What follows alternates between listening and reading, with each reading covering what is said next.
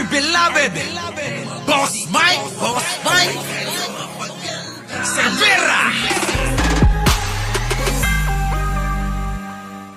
Napakaraming irregularidad ang iniwan ni Sara Duterte sa DepEd, kaya ngayon ang pamunuan ng DepEd sa ilalim ni Secretary Angara, nako, nahihirapan. Pasok! Irregularidad sa Department of Education noong panahon ni Vice President Sara Duterte. Kita nyo mga kababayan ko, yung irregularidad noong panahon ni Sara Duterte sa kanyang hinawakang departamento, eto nga, etong DepEd mga kababayan, naku po, daming problema. Ang dami palang in-order ito na mga laptop at kung ano-ano na hanggang sa ngayon, matagal ng panahon, hindi pa rin na ibibigay at na ipapamahagi. Hindi pa rin na-deliver.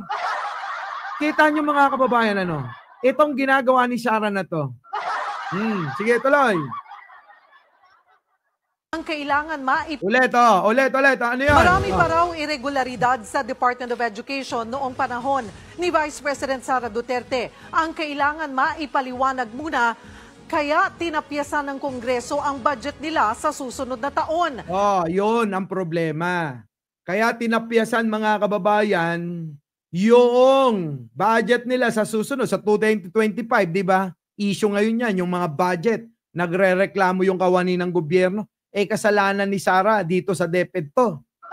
Biruin ninyo, yung kanyang pondo nung nakaraan, ganito nangyari mga kababayan. Umorder ng napakarami na mga bilyon-bilyong halaga mga kababayan. Milyon-milyon halaga ng mga gadget para sa mga estudyante. Biruin ninyo, hanggang ngayon wala pang dumarating. Pero bayad na yon mga kababayan. Bayad na nila pero wala pa rin yung materyales, yung mga unit. Putik na yan. Grabe, no? Pero si Pangulong Bongbong Marcos, dito. Ulit. Marami pa raw irregularidad sa Department of Education noong panahon ni Vice President Sara Duterte. Ang kailangan maipaliwanag muna, kaya tinapyasan ng Kongreso ang budget nila sa susunod na taon. Kita nyo, problema ngayon ni Angara yan. Pinagpapaliwanag sila kasi maraming irregularidad. Yung may gawa nun, yung panahon ni Sara Duterte nung siya ang DepEd Secretary. Kung inyong matatandaan. Kita nyo mga kababayan, grabe, di ba? Sobra! Lahat na lang talaga. Basta pagkakapera, gagawin ng lahat. Kahit sino pa ang mawalan. Tapos ang dahilan, para daw sa kahirapan. Ibang klase mambola si Sara. Putik na yan. So ano masasabi nyo rito? Tapos ngayon si Pangulong Bongbong iniipit nyo. Si Pangulong Bongbong ngayon naiipit dito sa kagawan ni Sara Duterte nyo. Tuloy. Pero si Pangulong Bongbong Marcos gagawa na raw ng paraan para maayos ang pondo. Kita nyo? Si Pangulong Bongbong Marcos sa sobrang bait Sara. Si Pangulong Bongbong Marcos pa ang gagawa ng paraan sa iniwan mong problema. Pero yung mga DDS, hindi makita yung mga ganyang pangyayari dahil bulag sila sa katotohanan. Dahil ang gusto lang ng mga yan, kung anong sabihin kasinungalingan ng mga Duterte, yun lang ang kanilang paniniwalaan. Di ba? Kawawa naman si Pangulo, imbis na nakabawas ka sa trabaho. Abay, pandagdag ka pa. Sabi tuloy ng lola ko, mangiruruman ka. Tuloy. Nasa frontline ng balitang yan, si Marian Enriquez. Dismayado si Education Secretary Sonny Angara Ayan na, dismayado na. Sabi rito, Boss Mike, di vlogger, pag nag-comment ka sa kanila at di kaya sagutin, block ka. Naku, walang block dito, pets lover. Oo. Kahit sino pa yan. Minsan nga, pagka may DDS dyan, gusto ko umakyat dito. Sabi ko naman sa kanila, baka pwede, tawagin nyo na yung pinakamagaling nyo.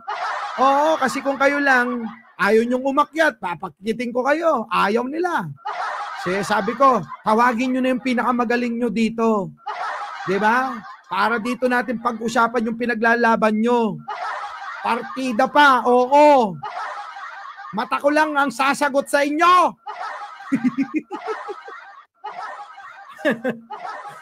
Ha? Partida mga DDS, pag nagdebate tayo, mata ko lang sasagot sa inyo. Hindi na gagalaw ang mga bibig ko. Dahil pag ginalaw ko bibig ko, kailangan andalin nyo sa channel ko, si Digunyo. Oh. Di ba mga kababayan? Oh, putik na yan ah. Ganun yun. Kung vlogger lang yung pinakamagaling nyo na dalin nyo rito, mata ko lang ang kalaban. Pera na tong bibig ko, partida ko na yon. Oh. Pero kung si Digunyo ulitin ko, papupuntahin nyo rito, ilalabas ko yung bunganga ko para makaganti ko kahit papano ng pagmumura nun. Hindi makakapagmura yung mata ko. Sige. Eto na. So, ano na? Nasaan na tayo? Nawawala tayo. Putik na eh. Okay, pasok. Sa Pondo, nasa frontline ng balitang yan, si Marian Enriquez. Dismayado si Education Secretary Sonny Angara matapos tapyasan ng 12 billion pesos ng Bicameral Committee ang pondo ng Department of Education sa susunod na taon. Kita nyo, natapyasan kasi nga mga kababayan, yung kanilang mga dating mga pondo, abay hindi may paliwanag pa ng husto. So ito na ngayon mga kababayan, reklamo si Angara dito. Siyempre marami pa rin mga kababayan ang mga mamamayang Pilipino, wag naman sana maapektuhan itong edukasyon. Itong kagawaran ng edukasyon mga kababayan, dapat talaga ito ay hindi nababawasan at tinututukan ng maraming pondo. Bakit kanyo? Kaya nagiging marami ang mga mangmang na tulad ng mga DDS kasi nga mga kababayan, abay hindi sila nakakapag-avail ng mga programa ng kagawaran ng edukasyon. Tuloy. Partikular na tinamaan ang computerization program ng DepEd na tinanggalan ng 10 bilyong piso. Ayon kay Angara, nakalulungkot ang ginawa ng BICAM. Lalo't mismong si Pangulong Bongbong Marcos ang nanawagan noong SONA na tumulong sana ang Kongreso na tugunan ang pangungulelat ng bansa sa larangan ng digitalization. Kita nyo kasi nga nangulelat tayo nung panahon ni Sara Duterte nyo. Ginawa tayong kawawa sa PESA. Huling-huli tayo kulelat. Kawawa ang Pilipinas, yung mga bata naging mangmang. Kaya alam nyo na, magmamana yan sa mga DDS na tanga. Kasi nga mga kababayan, yun ang gusto ni Sara. Bakit kanyo gusto niya yun? Si Sara yun lang yun, nauuto niya. Boss Mike, bakit hindi na nag-upload ng live? Natatakot na siguro sa pagmumukha ko. Nung nabalitaan niya na mas gwapo ko, tapos binisita niya yung channel ko, ay totoo! Oo, hindi na ako magla-live, mag-a-upload na ako. Ay, tuloy! Nagsabi na raw ang Pangulo na siya mismo ang hahanap ng paraan para ayusin ang budget ng DepEd.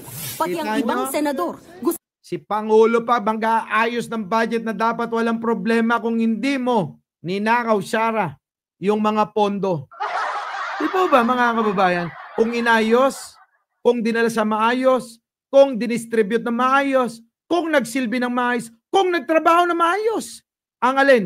Ang dating DepEd Secretary na si Sara Duterte, wala sanang problemang ganito. Di po ba? Kaya ang dapat nyo sisihin dito, walang iba, kundi si Sara Duterte. Tama, mali! Tama! Kaya mga kababayan, ulitin ko lang, naging DepEd Secretary siya, lamang na lamang. Bakit? Bukod sa nagkakapera, ginagawa niyang mangmang yung mga tao, yung mga Pilipino, para maniwala sa kanya. Bakit kanyo? Lahat naman ng mga naniniwala kay Sara, mga mangmang talaga.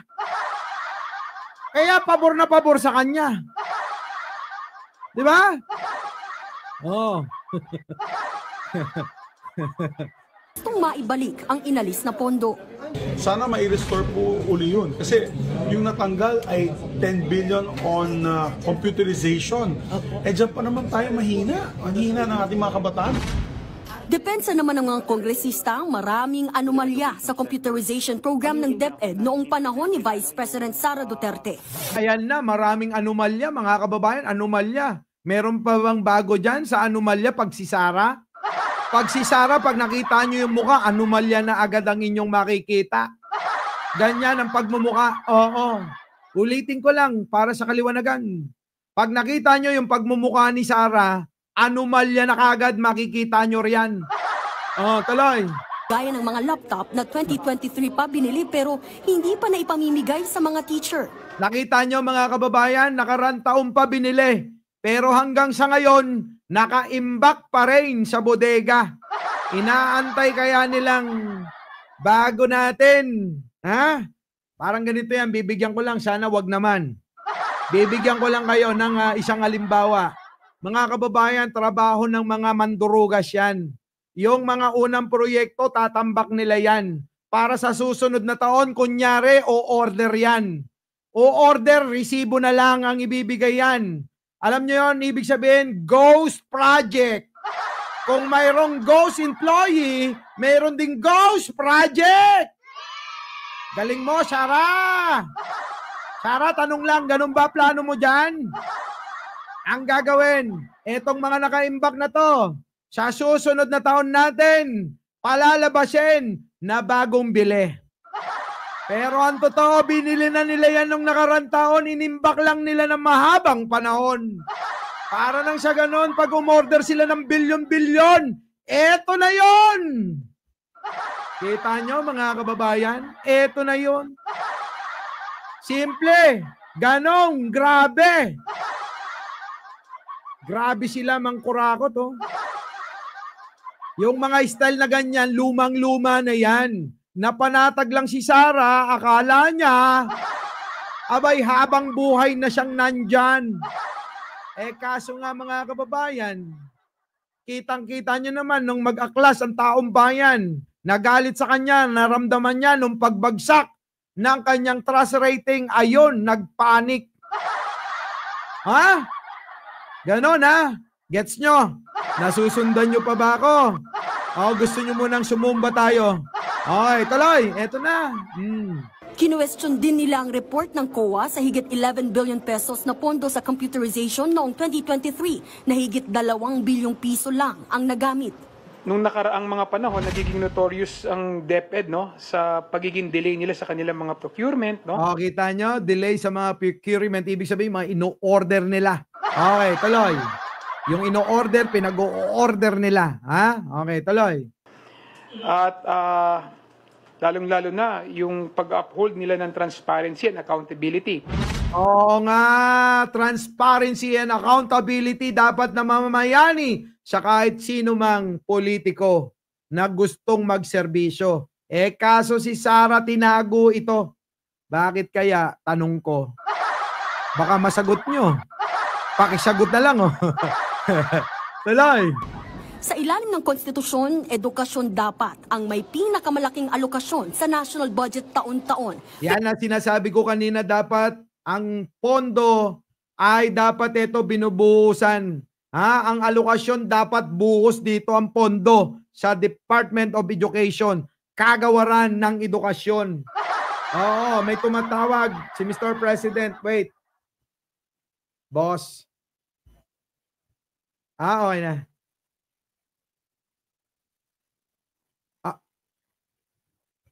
Ah.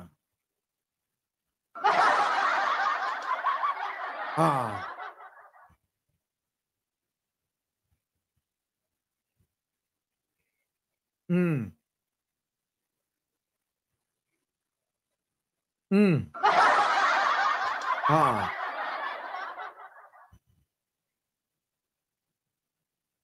Mm. Oo, tama. Vice. Ah. Ah. Ah.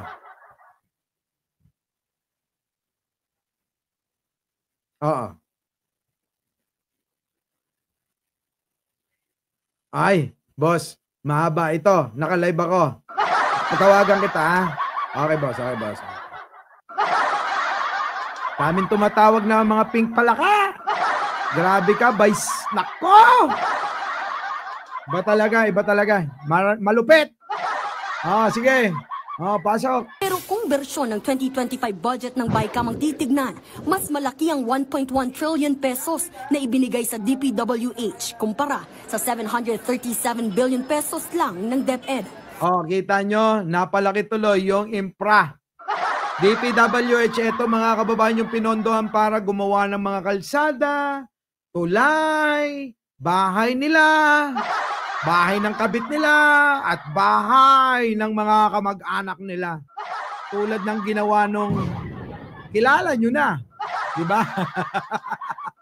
Ay, nako, mga kababayan, ibang klase talaga to si Sarah. Our beloved Boss Mike, Boss Mike.